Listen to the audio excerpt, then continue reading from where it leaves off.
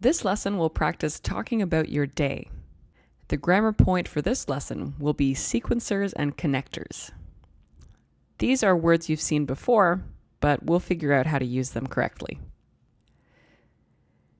In this section, we'll do two main kinds of grammar. Sequencers, first, then, next, after that, and finally, and connectors, so, because, but, in the end, and after all. For the sequencers, we're going to have 4 separate situations using slightly different tenses, describing habits, giving instructions, telling stories, and making plans. Our most common sequencers are first, then, next, after that, and finally. First describes the initial step, and it starts the story. Then, or next, describes the second step, or a point of suspense. And you can use either one.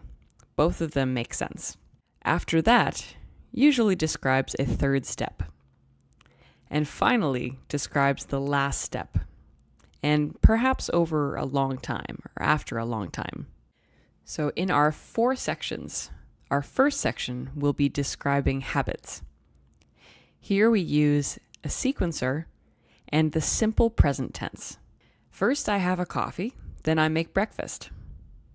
The way we use these particular sentences are to describe daily routines. Answers the question, what do you usually do? So in our present tense, this is usually in the answer to that question. And the most common sequencers are first, then, and after that. Because usually you don't have that many things you do in your daily routine.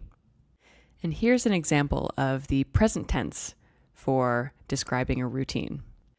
What do you usually do on Sunday mornings? I always make coffee first, then I go for a walk, and after that I usually do laundry. Our next use is when giving instructions. And for this, we use a sequencer and an imperative. So that is the simple present tense.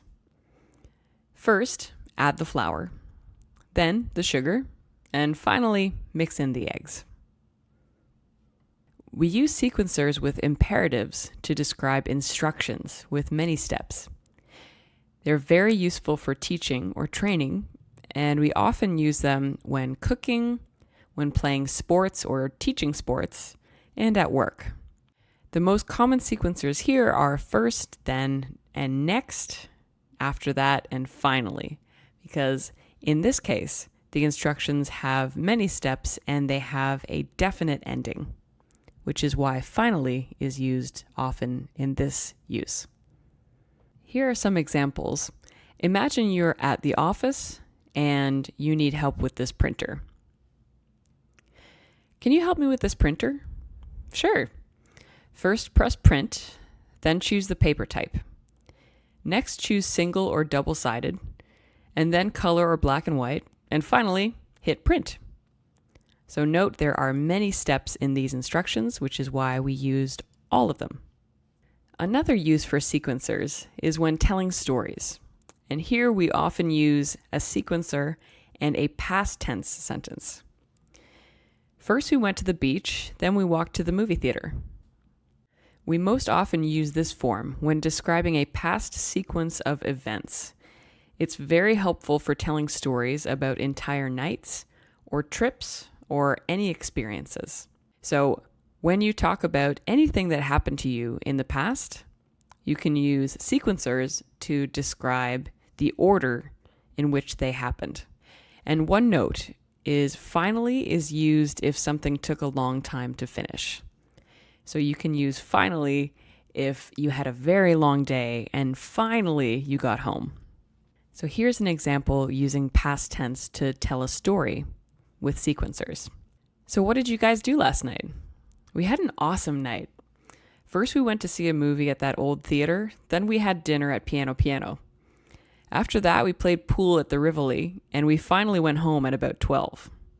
Our last tense will be future tense, and this is useful when describing or making plans.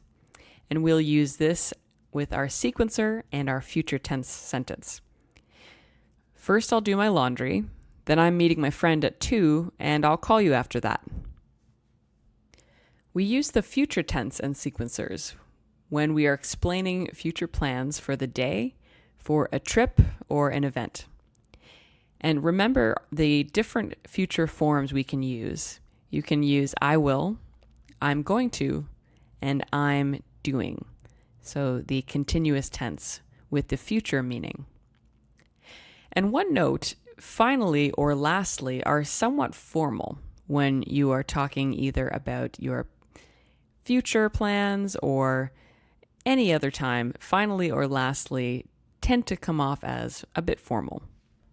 And here is an example. Have you planned your trip to South America yet? Yes. First, I'm going to climb Machu Picchu. Then I'm going to see Lake Uyuni in Bolivia.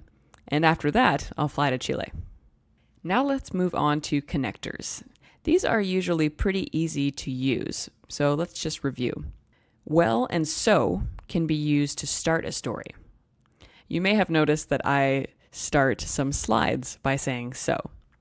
But if someone asks you to tell a story, you can begin by saying, well. Another use of so is to give a result. If you tell a story and it results in something, you can say first and then so. Because gives a reason for the situation. But describes a point of suspense or conflict. So maybe there is a problem. In the end describes the last step, perhaps after a very long time, is in the end. And after all, we use at the end of sentences when a plan you had happens by accident. So you planned something, it didn't happen, but then it happened by accident. Let's practice these. Okay, our practice will be a little bit different. We have 4 situations, and they will use our 4 different tenses or uses that we learned in this lesson. So let's take a look at the verbs in the brackets. I'd like you to choose the right tense for the situation. So a habit, instructions, telling stories, and making plans. Take a moment and convert these into the correct tense for the correct use. Okay, let's see what you got. First, I get some coffee, then I do chores, and after that I usually read. So remember, this is for habits, so we use our present tense, our simple present, for each of these verbs. First, chop the vegetables, then add oil to the pan and stir fry. In this case, these are our instructions, and so we'll use the simple present again, but in the imperative. So do this and do that. First we went for dinner, then we got ice cream, and after that we just walked around for a while. And remember, this one was for telling stories, so we had to change the verbs into past tense. I'll come pick you up first, then we'll decide from there. And this situation was making plans, so we needed to use future tenses. And I'll come pick you up, if you remember from our future tense lesson, is an offer. For our conversation, it's only 2 people, and one person asks the question and the other answers. This will be telling a story about your night, and so will be in the past tense. So let's practice choosing the right sequencers and connectors. So there are a few options, but let's try to use the correct sequencers and connectors. Remember, the connectors are so, because, but, in the end, and after all. So take a second and try to fill in the blanks with what you think would be best. Okay, so let's look at your answers for this. How was your date last night? It was awesome, actually. First, we went to Queen Street. So in this case, the first action on the list is going to Queen Street. So here we use first. Because we wanted to see some live music. And this is the reason for the action. So first we went to Queen Street. The reason is because we wanted to see some live music. but everything was closed. We use but here because this is a problem or an obstacle. So we walked down to the waterfront. And so, in this case, means a result from everything being closed. Then we decided to take the ferry to the island.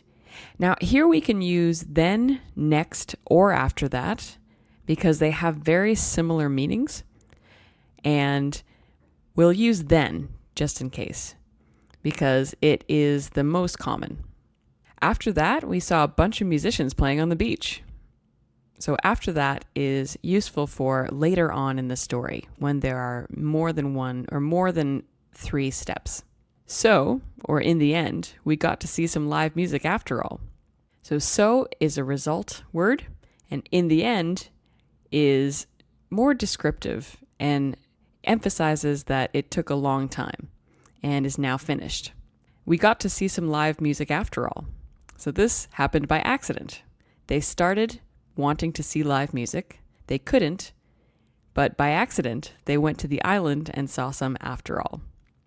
So here's how this sounds. How was your date last night? It was awesome, actually. First, we went to Queen Street because we wanted to see some live music, but everything was closed.